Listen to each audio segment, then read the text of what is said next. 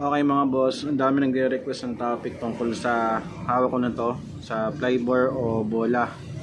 Ibig sabihin ang dami pa rin nalilito pagdating sa epekto or bigat ng bola sa loob ng ating CVT or panggilid. Kung bago ka pa lang sa pagmumotor o matagal ka nang nakascooter pero hindi mo pa rin mahanap yung tamang timbang ng bola na gagamitin, so para sa iyo tong video na to. So ang mas magaang sa stock na bola is yung high RPM. So ang mabigat naman o low RPM, meaning is mas mababa yung revolution per minute. So yung tanong, ano ba yung epekto ng RPM pagdating sa ating panggilid? Ang magaang na bola, high acceleration. Ibig sabihin, mas mabilis yung response sa CVT pag piga natin ang throttle. Mas mapapriority nito yung arangkada ng ating motor. Kung nagsisimula ka pa lang magtono sa panggilid, unang-una dapat meron kang objectives. Alamin mo muna kung ano ba yung gusto mong mangyari sa motor mo, kung tipid ba sa gas yung gusto mong setup, or okay lang ba sa iyo yung medyo malakas sa gas pero maganda naman yung performance ng CVT. So alamin mo muna yon kung ano ba yung gusto mong mangyari sa panggilid mo. So kung okay lang naman sa'yo na medyo mas malakas sa gas pero maganda yung acceleration ng motor, gumamit ka ng mas mababa sa stock na flyball weights. So kung ang stock mo na bola, halimbawa sa Honda Click na 125, ang stock na flyball niyan is 15 grams. Kung ang gusto mo medyo mas mataas ang acceleration or mas mataas ang RPM ng motor, gumamit ka ng 14 grams hanggang 13 grams na flyball weight. Sa paggamit naman ng flyball weight, huwag kayong gagamit ng combination na sobrang tataas ng agwat.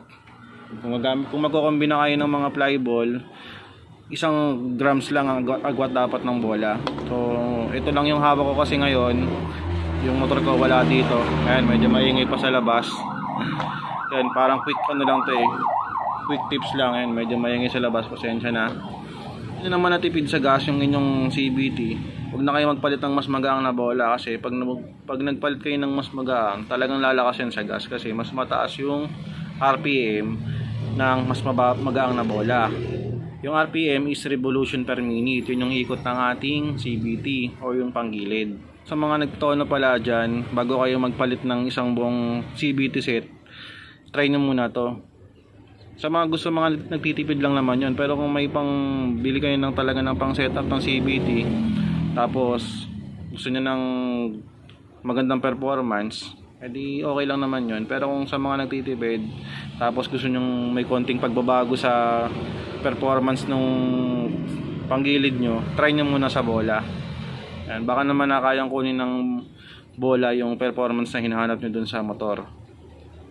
Yung iba kasi nagpapalit agad nag-upgrade ng mga center spring, ng clutch spring, tapos sasabihin dun sa comment parang ang pangit daw ng performance ng motor. Ayan, ang advice ko dun sa mga bago pa lang na nagtotono, kung ang stock na flyball nyo is 15, yan sa mga naka Honda Click, try nyo munang gumamit ng 14. Try nyo kung lalapat dun sa performance na gusto nyo ng CVT. Yan, try nyo munang mag 14 grams.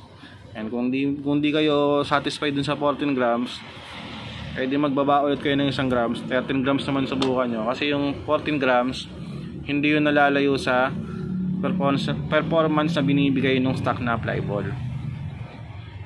So yun lang sa mga nagtotono dyan ha. Try nyo munang magbawas ng 1 grams lang. So ito kasing flyball na to pala, matagal na yan. Ayan, oh.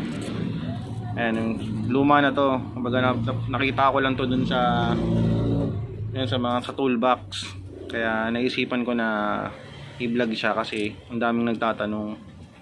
Yan, at may mga battery pa ako dito sa harapan, tapos itong belt. Kasi gagawin ko rin siya ng video. Inunahan ko lang itong flyball.